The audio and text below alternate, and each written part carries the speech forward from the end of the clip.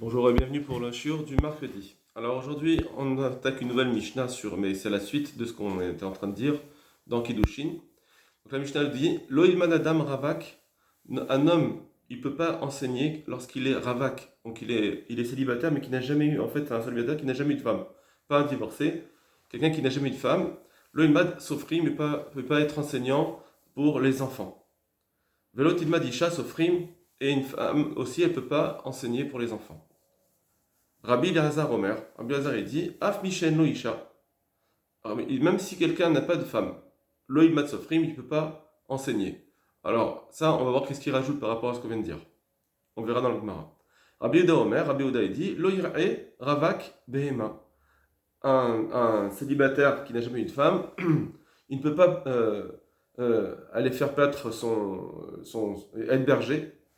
Velo ishnu shne revakim, et il ne faut pas que deux célibataires dorment ensemble. Betalit echat, sous une même couverture. Les Chachamim disent que c'est permis. Alors maintenant, c'est quoi le problème? La Gemara elle dit comme ça. Maïta, c'est quoi la raison que pour un homme, il n'a pas le droit d'enseigner, un célibataire, il ne peut pas enseigner aux enfants? Il m'a michoumi nouké. Si tu me dis qu'on a peur parce qu'il va être avec les enfants, donc Ras Shalom, il peut faire des actions interdites.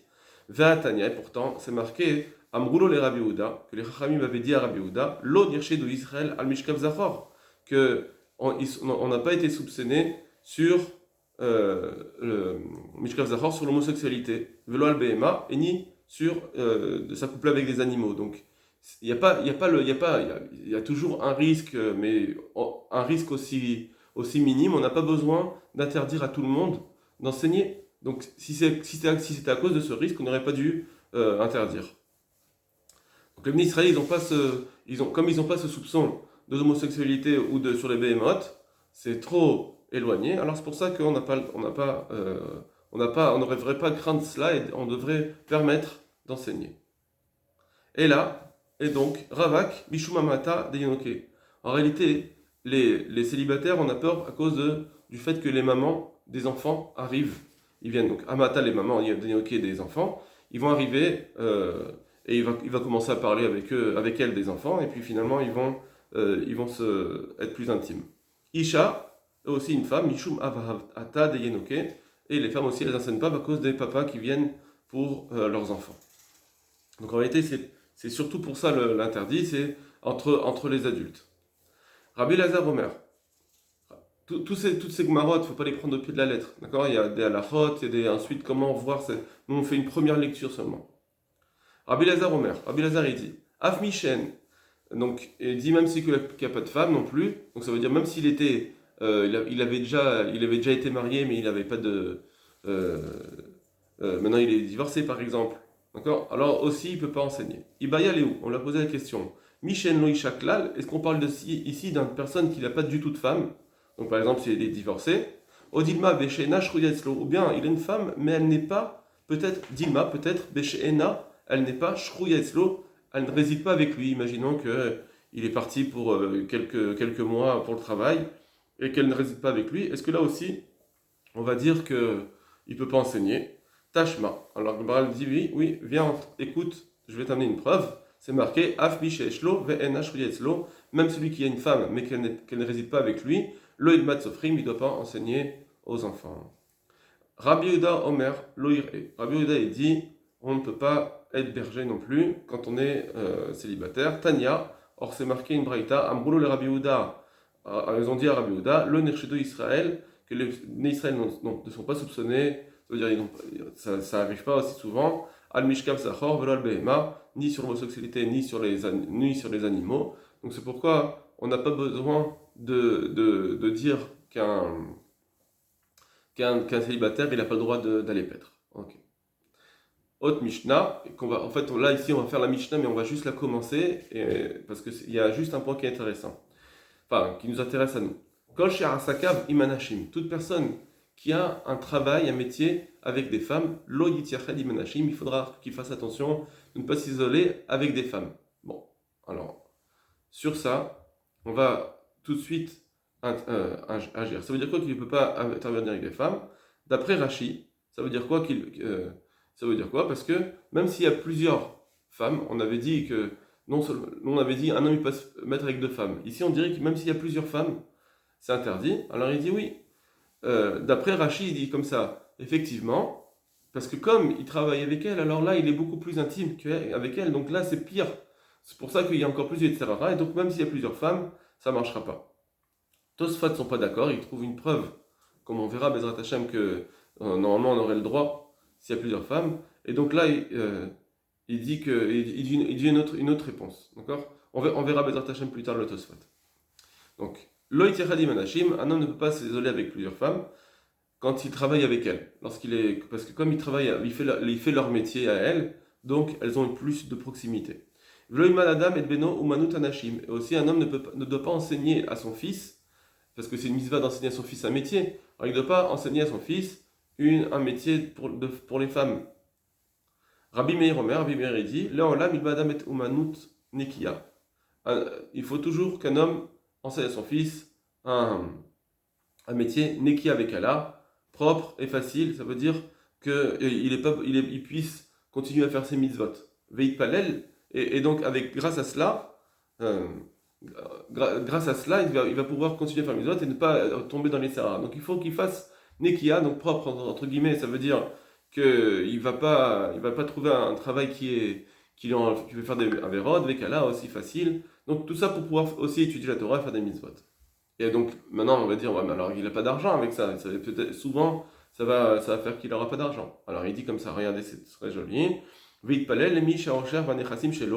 il priera ensuite cette personne à celui qui possède la richesse et les biens, c'est-à-dire il priera à Kadosh Baruch Hu, qui est lui le détenteur de tous les biens du monde. She'en umanut, she'en ba aniut. Parce qu'en réalité, il n'y a pas de métier où il y a de la pauvreté, ou de la richesse. Dans tous les métiers, on peut trouver ou de la richesse ou de la pauvreté. Pourquoi? Chez l'aniut mina umanut, parce que la pauvreté, elle n'est pas causée à cause du métier lui-même. Ni la richesse, elle n'est pas causée à cause elle n'est pas causée, elle n'est pas entraînée à cause du métier. Et là, que les fils ruto, c'est tout en fonction du mazal de la personne. Si le mazal c'est d'être riche, eh bien, il sera riche. Si le mazal c'est d'être pauvre, il sera pauvre. C'est quoi qu'il fasse. Voilà. Voilà pour aujourd'hui. Non, pardon, voilà pour Mishnah. Et enfin, on va voir l'Agmara dans Sanhedrin pour le din du Nida. Donc le din du Nida, on sait qu'une femme Nida, elle est interdite Minatora à son époux. Et donc, est-ce qu'on a le droit de faire Yihoud? On sait qu'on a le droit de faire Yihoud. Comment ça se fait? L'Agmara, là-bas, elle parle des bienfaits du Sanhedrin, donc du grand tribunal qui était au Beth Amikdash. Et elle dit comme ça, Suga Bashoshanim, elle ramène un pasouk dans Shirachirim qui dit, Suga Bashoshanim, elle met des barrières de roses. Chez Afiluk et Suga Shoshanim, et ça veut dire quoi? C'est quoi l'interprétation? Que même si le Sanhedrin, il fait une barrière de rose, c'est-à-dire qui est légère, qui n'est pas une grande barrière, Lo Ifretsu Ba'en Pratzot, les gens ne vont pas venir à casser cette barrière, ils vont respecter, ils ne vont pas faire la vera. Maintenant, et sur cela, Vainu da Marley, et c'est en fait sur ce sujet que lui a dit Haoumina, quelqu'un qui venait se rebeller contre la Torah, les Rav Kahana, il a dit à Rav Kahana, Amritu, vous dites, Nida Sharele Yichudé, qu'une femme Nida, elle peut faire Yichud, Behade Gavra avec son mari. La Gemara, alors il dit, Efshar Esh Benoret, est-ce que c'est possible que du feu rencontre par exemple du lin, Ve'ena me'avhevet, il ne va pas s'allumer, il va pas brûler. Ça veut dire qu'une femme et un homme, si maintenant ils sont dans une période où ils ont des besoins physionomiques, alors c'est sûr qu'ils vont faire la vera. À Marley, il lui a dit, Ha Torah Haïta Alenu. Non, parce que la Torah, elle nous a témoigné, Suga Bashoshanim, que ça suffit de mettre une barrière de rose. Quand une femme elle devient Nida, elle dit j'ai une barrière de rose. Shafiluk et Suga Bashoshanim, même s'il y a juste une barrière de rose, Lo Ifretsu Ben Pratzot, ils vont pas ils vont pas casser les barrières. Sur ça, Tosfot, ils disent, mais quand même, puisqu'elle est interdite, Minatora, cette femme, d'où est-ce qu'ils ont trouvé le Chachamim de dire qu'elle est permise? C'est quoi, d'où est-ce qu'on a vu ça? D'où est-ce qu'on a vu? On a bien vu que la Torah nous a dit de faire yichud quand c'est une femme interdite. Donc là aussi, tu devrais dire que c'est interdit. Alors, peut-être que. Alors, Tosfot il répond parce que, d'où est-ce qu'on a vu le din de yichud? Parce que c'est marqué qui citera Ben Imera, le fils de ta mère. Et donc, de là-bas, on apprend les dinim de yichud. Or, une maman, elle n'est jamais permise à son mari, à son fils, à jamais, c'est toujours une femme interdite, c'est de l'inceste, à jamais elle sera interdite. Alors, peut-être que c'est que ce genre de personne que la Torah nous a demandé de faire yichud. Or, une épouse, c'est vrai qu'à un moment donné, elle est nida, mais après elle est plus nida, donc la personne va se dire, bon, je peux attendre encore, puisque plus tard elle sera pas nida, j'ai pas besoin de faire une avéra maintenant. Sur ça, la Torah, elle n'a pas demandé de faire yichud. Alors, donc on a pris que le yichud avec une nida, c'est de Suga Bashoshanim. Resh Lakish Amar, Resh Lakish, il dit, non, je l'apprends pas de là, j'apprends d'un autre pasouk. Amar Meacha, je l'apprends d'un autre pasouk, qui dit, non, toujours dans Teilim, qui fait là Harimon Rakater. La Torah, dans Shirashirim, c'est comparé avec un fiancé avec sa bien-aimée, et il lui dit, Kefelach Harimon Kater, ta joue, donc elle est comme une tranche de grenade. Donc, c'est-à-dire, tu es jolie, bon, il y a des interprétations là-dessus aussi. Donc, Kefelar comme une tranche de rimon, de grenade, Rakater, elle est à joue.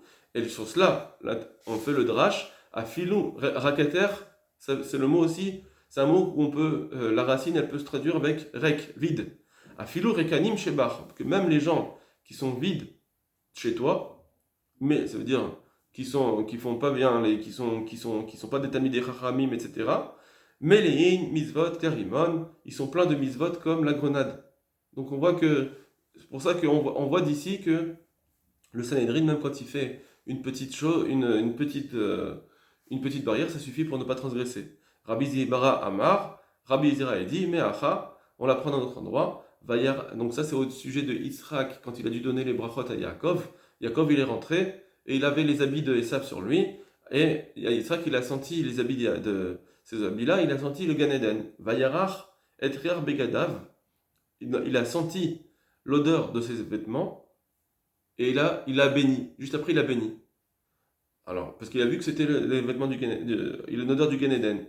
Alors, sur ça, on fait l'interprétation. Atikre Begadav, ne lit pas le mot Begadav, ses vêtements.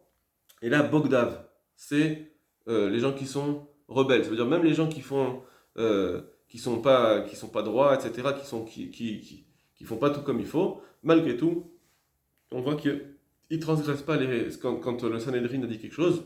Et donc, on voit, donc même Bogda, même Yitzhak, quand il a béni, on dit comme ça. Il a senti l'odeur des gens qui allaient être pas bien plus tard dans les générations futures. Malgré tout, il a béni. Voilà, Kol Tov Lachem.